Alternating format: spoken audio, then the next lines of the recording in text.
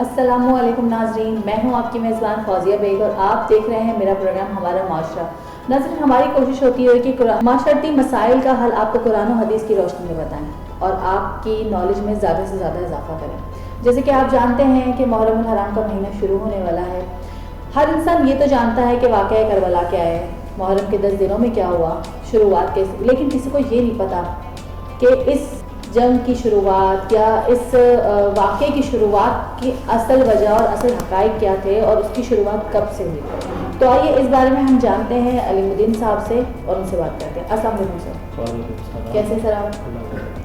سر یہ تو سبھی لوگ جانتے ہیں کہ پہلی محرم سے 10 محرم تک جب جو بھی واقعات پیش کیے جاتے ہیں، جو بھی کچھ بتایا جاتا ہے، ہم اپنے بچپن سے سنتے آ رہے ہیں، اور آخر میں 9 اور 10 محرم کو ایک جو بہت بڑا سانحہ ہوا اور شہادت امام حسین، جس کا سب کو افسوس ہے، اور اس بارے میں تو سب جانتے ہیں اور سب کو پتہ ہے۔ بہت خاص باتیں، کیونکہ ہمارے جو علماء کرام ہیں نا، وہ چیدہ باتیں بتاتے ہیں، پوری تفصیل یا پوری معلومات ہمیں بھی فراہم نہیں ہوتی۔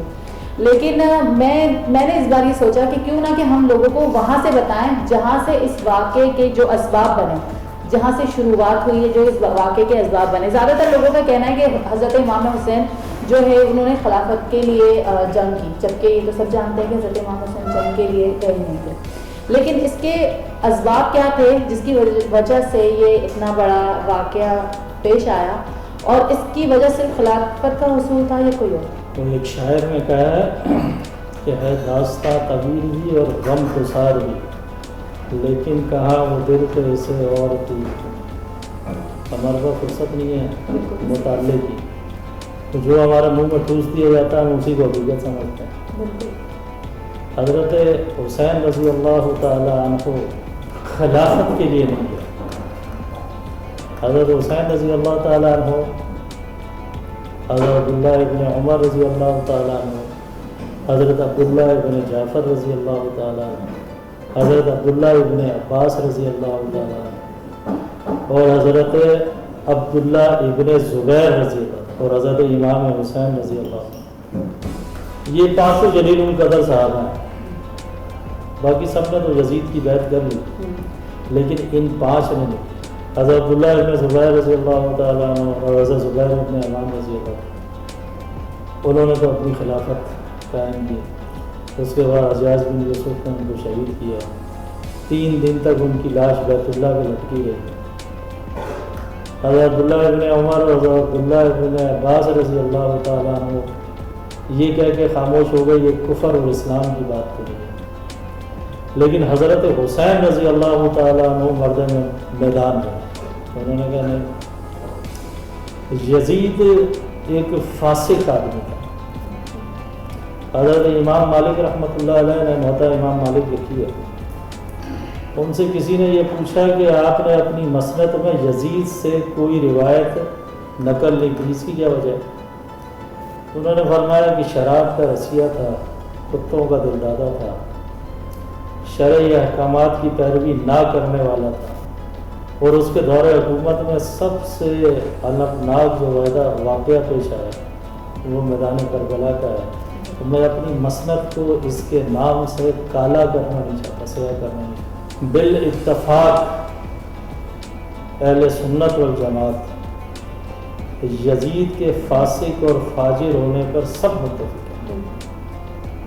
اب یہ اسباب کیا بنے، یہ تو حضور صلی اللہ علیہ وسلم کی حدیث کا ایک مفہوم ہے کہ حضرت عمر کی شہادت کے بعد فتنوں کا ایک دروازہ ٹوٹ کے کھلے گا، اور حضرت عمر کی جب شہادت ہوئی ہے اس کے بعد سے جو فتنے جنم لیتے آئے ہیں وہ آج تک امت مسلمہ اس سے برسر پیکار ہے۔ وہ فتنے بڑھتے جا رہے ہیں، ختم نہیں ہو رہے۔ حضرت عمر رضی اللہ تعالیٰ عنہ کو بھی شہید کیا گیا۔ مغیرہ ابن شیبہ رضی اللہ تعالیٰ عنہ صحابی، ان کا ایک غلام تھا، فارسی تھا، آتش پرست، ابو لولو فیروز، اس نے شکایت کی حضرت عمر رضی اللہ عنہ۔ اب میں آپ کو دیکھیں کہ یہ اسباب بتا رہا ہوں کہ یہ حضرت امام حسین رضی اللہ تعالیٰ عنہ کی شہادت کوئی 10 دن کے واقعے پر محیط نہیں ہے، جو کہ نارملی بتایا بھی یہی جاتا ہے۔ یہ حضرت عمر رضی اللہ تعالیٰ عنہ شہید ہوئے، اس کے بعد حضرت عثمان غنی رضی اللہ تعالیٰ شہید ہوئے، اس کے بعد حضرت علی رضی اللہ تعالیٰ شہید ہوئے، حضرت حسن رضی اللہ تعالیٰ عنہ کو زہر دیا گیا، وہ بھی شہید ہوئے، حضرت حسین رضی اللہ تعالیٰ عنہ کو شہید کیا گیا۔ اسی دوران حضرت علی کا دور حکومت جب تھا، اس میں جنگ جمل ہوئی، اس میں جنگ صفین ہوئی۔ یہ وہ سارے واقعات ہیں جو ایک سازش کا نتیجہ ہے۔ یہ اسلام کے اندر سب سے پہلا فرقہ جو وجود میں آیا وہ خارجی تھا۔ ان کا عقیدہ یہ تھا خارجیوں کا کہ جو وقت کا امام ہوتا ہے اس کے جسم کے اندر اللہ خود حلاوت کر جاتا ہے۔ یعنی حضرت علی رضی اللہ تعالیٰ عنہ کے دور میں یہ فتنہ عروج پہ پہنچا، تو حضرت علی رضی اللہ تعالیٰ عنہ نے نہ صرف ان کو قتل کیا بلکہ ان کو جلا دیا۔ تو حضرت عثمان غنی رضی اللہ تعالیٰ عنہ کے پاس یہ غلام گیا، یہ چکی بناتا تھا، اور کیونکہ غلام تھا حضرت مغیرہ ابن شیبہ رضی اللہ عنہ، تو غلام کی تو اپنی زندگی نہیں ہوتی تھی، 4 درہم روزانہ دیتا تھا۔ اس نے حضرت عمر سے فرمایا، سے یہ کہا کہ آپ مغیرہ ابن شیبہ رضی اللہ تعالیٰ عنہ سے کہیں کہ اجرت میں کچھ کم نہیں کرتا۔ تو حضرت عمر نے اس کو نصیحت کی کہ تم اپنے اللہ کا بھی وفادار رہے اور اپنے آقا کا بھی۔ یہ بات اس کو بری لگی، تو وہ تاج میں رہا کہ کس وقت ان کو شہید کریں۔ اتنی چھوٹی سی بات ہے۔ فجر کی نماز جیسے ہی شروع ہوئی ایک روز، تو اس نے 2 دھاری خنجر سے حضرت عمر کو پکڑا، تو یہ سارا ہاتھیں وغیرہ شدید زخمی ہوئے۔ اس میں 9 صحابہ کرام اور بھی شہید ہوئے اور 6 زخمی ہوئے۔ یہ حضرت عمر رضی اللہ تعالیٰ عنہ کی پہ حملہ 28 ذی الحج، جیسے یہ ذی الحج کا مہینہ تھا، اور 1 محرم اور حرام کو حضرت عمر کی شہادت ہوئی سن 23 ہجری کے اندر۔ اچھا، یہ جو اسباب ہیں یہ واقع کربلا سے کتنے عرصہ پہلے، کچھ اندازاً کتنے عرصہ پہلے؟ حضرت عمر کی شہادت 23 ہجری میں ہوئی ہے، واقع کربلا سن 60 ہجری کا ہے، 60 یعنی 61 ہجری کے محرم تو پہلا ہی مہینہ ہے۔ 60 ہجری میں حضرت امیر معاویہ رضی اللہ تعالیٰ عنہ کا وصال ہوا۔ اور میں آپ کو مزے کی بات بتاؤں، یزید کو خلیفہ بنانے کی پہلی تجویز جس نے دی وہ مغیرہ ابن شیبہ رضی اللہ تعالیٰ عنہ، لیکن اس کے اوپر ہمارے علماء نے لکھا ہے کہ حضرت معاویہ رضی اللہ تعالیٰ عنہ کو کہ اس میں بدنیتی شامل نہیں تھی۔ اس وقت جتنے قبائل ہمارے صحابہ تھے، بڑے بڑے صحابہ، ان کا تو انتقال ہو چکا تھا۔ اس وجہ سے یزید کو حضرت امیر معاویہ نے ان کی خلافت کا اعلان کیا۔ وہ بھی کتنے سال، 3 سال اور 3 مہینے وہ خلیفہ رہا، اور 39 سال کی عمر میں مر گیا۔ حضرت امیر معاویہ کا انتقال 82 سال کی عمر میں ہوا۔ حضرت عمر کی شہادت جو ہے وہ 1 محرم الحرام ہوئی، اور حضرت امام حسین رضی اللہ تعالیٰ عنہ کی شہادت جو ہے وہ 10 محرم الحرام 10 سال ہجری کے ہوئی۔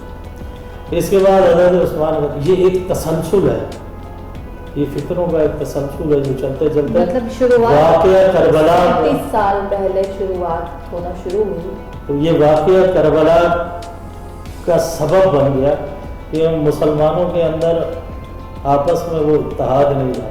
تو باقی حضرت امام حسین کو شہید کرنے والے کوئی کافر تو نہیں تھے، ہندو تو نہیں تھے، وہ حضرت امام حسین رضی اللہ تعالیٰ عنہ جب نماز کے لیے کھڑے ہوئے تو انہوں نے کہا کہ نماز کا وقت ہے، جنگ بند کرو، تم بھی نماز پڑھو اور ہم بھی نماز پڑھیں۔ تو ان کی نماز ادھر ہو رہی تھی، ان کی نماز ادھر ہو رہی تھی۔ ان بدبختوں کو یہ خیال نہیں آیا کہ یہ جو نماز کی ہماری ادائیگی ہے یہ تو نماز ہی ہے، حضرت امام جن سے تم لڑنے آئے ہو، جن کو شہید کرنے آئے ہو، یہ تو نماز ہی ان کے نانا پر اتری ہے، تو وہ نماز ان کے نواسے کو شہید کرنے کے بعد کیا تمہاری مقبول ہو سکتی ہے؟ تو جن کے لیے اللہ تعالیٰ ازلی بدبختی لکھ دے، اور حضرت حسین کی جو عمر اللہ نے مقدر کی تھی اس سے زیادہ تو نہیں ہو سکتی۔ سن 3 ہجری کے اندر حضرت حسین کی ولادت ہے، 57 سال عمر میں، 57 سال کی عمر کے اندر حضرت حسین رضی اللہ تعالیٰ عنہ کو شہید کیا گیا۔ اس کے بعد حضرت عمر کے بعد عثمان غنی کا دور آتا ہے۔ حضرت عثمان غنی رضی اللہ تعالیٰ عنہ 18 ذی الحج سن 35 ہجری میں ان کو شہید کیا۔ اب دیکھیں، میں آپ سے یہ جو کہتا ہوں نا کہ ہم مطالعہ نہیں کرتے، ہمارے منہ میں جو ٹھوس دیا جاتا ہے ہم وہی۔ حضرت حسین پر قطعاً 10 دن پانی بند نہیں ہوا، یہ سب مغلظات ہیں، 10 دن پانی بند نہیں ہوا، لیکن اس میں کسی کو اختلاف نہیں ہے کہ حضرت عثمان غنی رضی اللہ تعالیٰ عنہ کو 40 دن پانی بند ہوا۔ یہاں تک کہ حضرت عثمان غنی رضی اللہ تعالیٰ عنہ نے ایک مکتوب لکھا، ایک خط لکھا حضرت علی کے نام پر کہ پیاس کی شدت سے برا حال ہے، کسی طرح پانی پہنچاؤ۔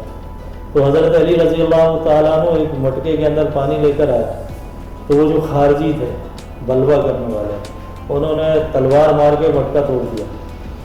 حضرت علی رضی اللہ تعالیٰ عنہ نے ان سے کہا کہ میں وہی علی ہوں جس کو یہ تلوار حضور صلی اللہ علیہ وسلم نے دی تھی ذوالفقار، اور میں وہی علی ہوں جس نے خیبر کے دروازے کو اکھاڑ کے پھینک دیا تھا، جس کو 80 آدمی مل کے ہلا بھی نہیں سکتے تھے۔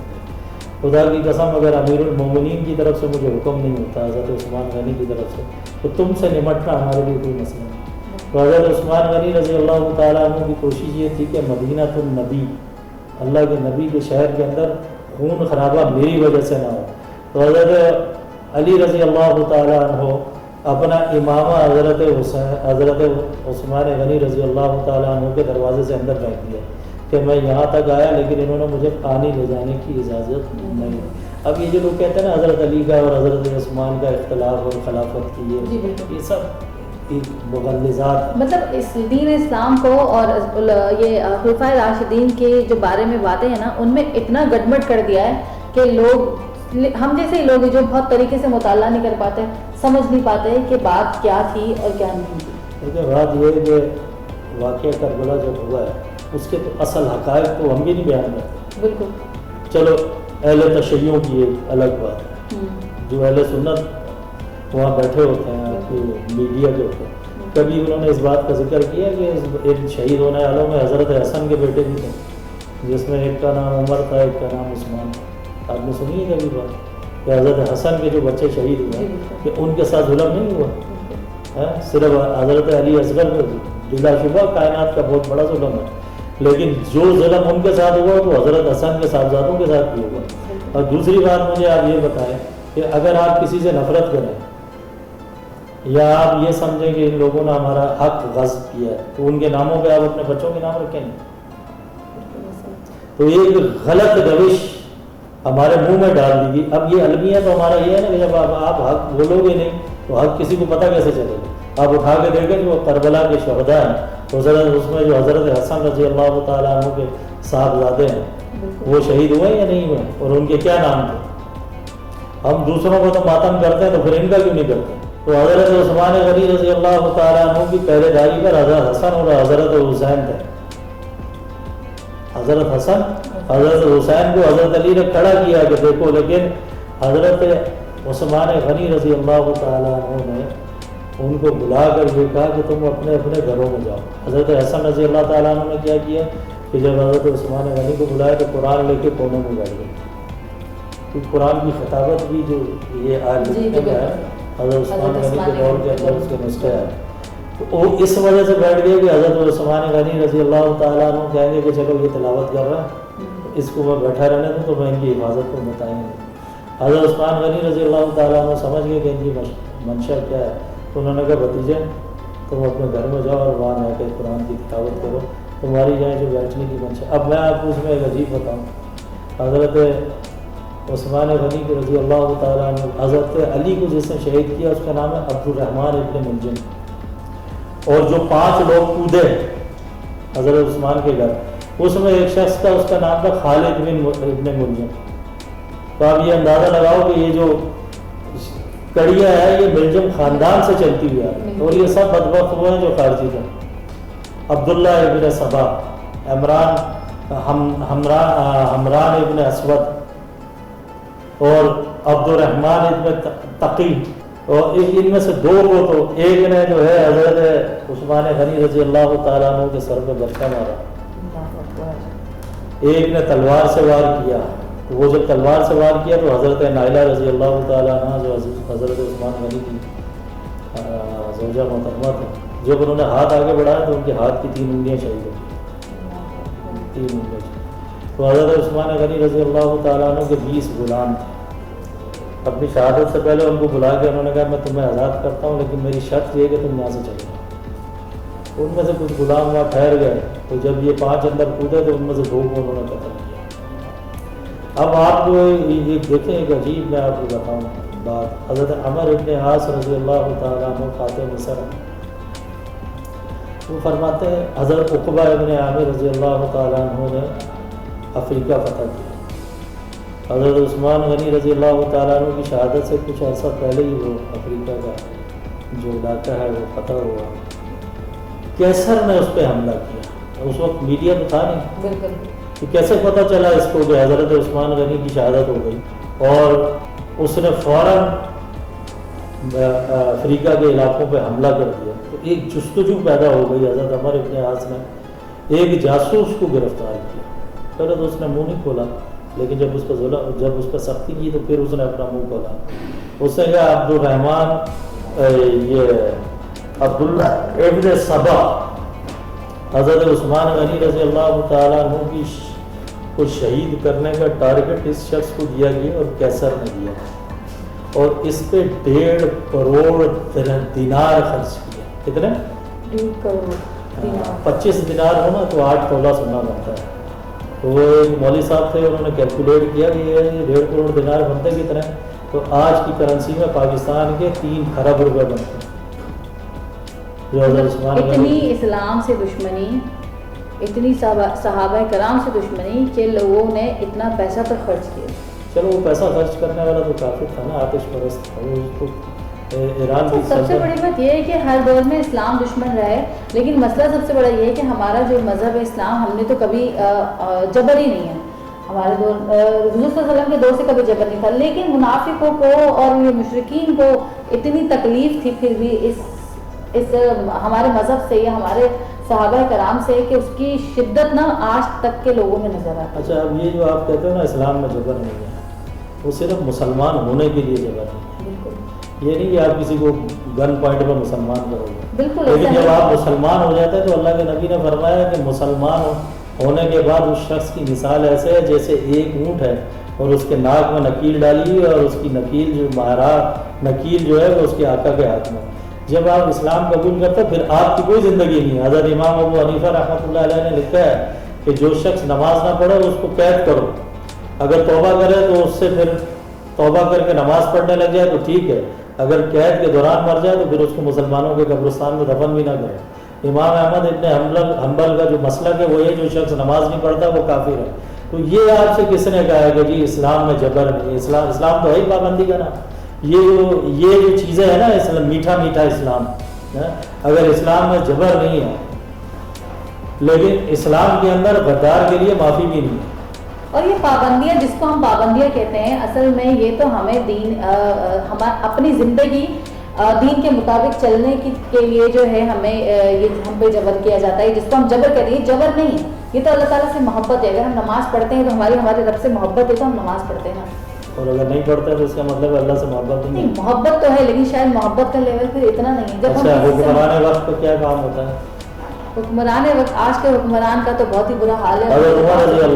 ان کے دور کی تو ہم بات ہی نہیں کر سکتے نا. ان کا یہ کہنا تھا نا کہ اس دور میں اگر ایک جانور بھی ہے, ایک بکری بھی اگر بھوکی یا پیاسی یا مر جاتی ہے تو اس کا جواب اللہ تعالیٰ کو مجھے دینا ہے. آج تو ہم مسلمان انسان مر رہے ہوتے ہیں بھوک سے, پیاس سے, خودکشی ہو رہی ہے. حکمران کو تو کچھ کرنا نہیں. اس کی وجہ کیا ہے؟ یہی فلسفے تو ہیں جو ہماری رگو پے میں بیٹھے ہیں. اسلام میں جبر نہیں, اسلام میں جبر نہیں ہے. تو حضور صلی اللہ علیہ وسلم غزوہ بدر میں کیا کرنے گئے؟ اسلام میں جبر نہیں ہے. خندق کے بعد بنو قریظہ ایک قبیلہ یہودیوں کا, ان سے معاہدہ یہ تھا کہ جب ہماری جنگ ہوگی کفار سے تو اگر آپ ہمارا ساتھ نہیں دیں گے تو ان کا بھی ساتھ نہیں دیں گے. انہوں نے جنگ خندق کے اندر مشرکین مکہ کا ساتھ دیا. ابھی حضور صلی اللہ, اور یہ سخت ترین جنگ تھی, سخت ترین جنگ, یعنی یہ وہی جنگ ہے جس میں حضور صلی اللہ علیہ وسلم کے شکم مبارک پر 2 پتھر بندھے ہوئے تھے. ایک صحابی نے 1 پتھر دکھایا, حضور صلی اللہ علیہ وسلم نے 2 دکھایا, اور سخت سردی کے اندر مسلمان بے حال تھے. ابھی نبی اکرم صلی اللہ علیہ وسلم فرماتے ہیں میں نے زرہ نہیں اتاری تھی, جبرائیل علیہ السلام تشریف لائے اور ان کے جسم کے اوپر زرہ تھی. فرمایا ابھی زرہ نہیں اتارنی ہے, بنی قریظہ کا حساب تھا. ان 700 لوگوں کو جو یہود تھے اس میں نہ بچہ چھوڑا, نہ عورت چھوڑی, نہ مرد چھوڑا. اللہ کا حکم تو سب کا کتاب ہے, انہوں نے عہد شکنی, تو اس کو کیا ظلم کہیں گے؟ یہ کیا ہے؟ اصل میں ہم حضور صلی اللہ علیہ وسلم کی وہ تعلیمات کو پبلک کے سامنے لے کر آ جاتے ہیں جس کو ہم نام دیتے ہیں کہ اسلام میں جبر نہیں ہے.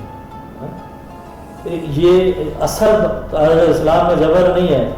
تو یہ جو ذوالفقار تلوار حضرت علی رضی اللہ تعالیٰ عنہ کو دی تھی کس لیے دی تھی؟ کہ یہ اس دنیا کے عجائب گھر میں رکھنے کے لیے یا اس سے قتال کیا تھا انہوں نے؟ کیا کیا تھا؟ حضرت علی رضی اللہ تعالیٰ عنہ کے ہاتھ میں تلوار جب دی جب احد کے موقع پر تو نبی اکرم صلی اللہ علیہ وسلم نے فرمایا یہ تلوار اس کو دوں گا جو اس کا حق ادا کرے. تو حضرت علی رضی اللہ تعالیٰ عنہ نے تلوار لے کے نیام میں رکھ لی تھی, کفار کو قتل کیا نا. تو اس کو آپ کیا کہیں گے؟ جبر. جس وقت جس کام کو کرنے کا حکم ہے وہ کام آپ نے کرنا ہے. ایک بات میرے بچے اچھی طرح سے یاد رکھنا, آپ یہ تسبیح گھماتے ہو, کوئی مشرکین کو, کفار کو, یہود کو, نصارہ کو آپ سے کوئی دشمنی نہیں ہے. آپ نے دیکھا ہوگا امریکہ میں ہم پڑھتے ہیں, کہتے ہیں جی بڑے براڈ مائنڈیڈ لوگ ہیں, ان کے تو چرچ خرید کے لوگوں نے مسجدیں بنا لی. یہ چرچ بیچتے نہیں ہیں اپنے, یہ آپ کو فنڈنگ بھی کرتے ہیں. اچھا چلو آپ لوگوں کا پیسے کم ہے, وہ ہاسٹن کے اندر ایک چرچ کو خرید کے مسلمانوں نے بہت بڑی مسجد بنائی. اب اس کی پارکنگ کی جگہ نہیں تھی, وہاں تو پارکنگ ہونا ضروری ہے. اب ان کے پاس فنڈ نہیں تھے تو وہاں کا جو گوئر تھا اس نے گورنمنٹ فنڈ سے ان کو پارکنگ کی جگہ بنا دی. آپ روزہ رکھیں 30 کی جگہ 300 رکھیں, ان کو کوئی غرض نہیں ہے. تسبیحیں چلائیں ان کو کوئی غرض نہیں ہے. خانقاہیں بنائیں ان کو کوئی غرض نہیں ہے. آپ زکوٰۃ اپنی دیں ان کو کوئی غرض نہیں. آپ ساری رات مسجد میں نماز پڑھیں ان کو کوئی غرض نہیں. لیکن جہاں آپ یہ بات کریں گے کہ ہم اسلامی نظام کو نافذ کرنے کی کوشش کرتے ہیں تو یہ آپ کے کٹر دشمن بنے. یہ ابھی آپ کی بات سے تو میرے پاس اور بہت سارے سوال آ گئے, اس پر ہم مزید بات کریں گے کہ جو ہے یہ چرچ کی جگہوں پر مسجد بنائی جاتی ہے. لیکن اب ہمارے پروگرام کا وقت ختم ہو رہا ہے. ناظرین انشاءاللہ تعالیٰ اس پروگرام کا ہم دوسرے پارٹ میں ضرور پوچھیں گے علیم الدین صاحب سے کہ جو چرچ کی جگہوں پر جو مسجد بنائی جاتی ہے تو کیا یہ جائز ہے, اور غیر مسلم لوگوں سے جو فنڈنگ, جیسے کہ ابھی انہوں نے کہا کہ فنڈنگ وہ ہمیں فنڈ کرتے ہیں اور ہماری مسجدوں کے لیے جو فنڈ دیتے ہیں تو کیا یہ جائز ہے؟ تو اس سوال پہ اس کا تو جواب میں تمہیں ابھی دے دیتا ہوں.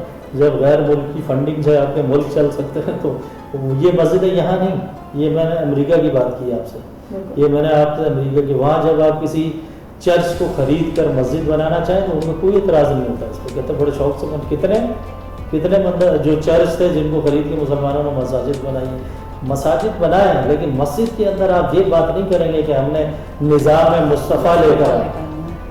بالکل, اس پر مزید ہم آپ سے بات کریں گے انشاءاللہ تعالیٰ اگلے پروگرام میں. اور اسی کے ساتھ اپنی میزبان کو اجازت دیجیے. دیکھتے رہیے ہمارا پروگرام ہمارا معاشرہ, اور ہمارے چینل کو لائک کیجیے, سبسکرائب کیجیے. اللہ حافظ.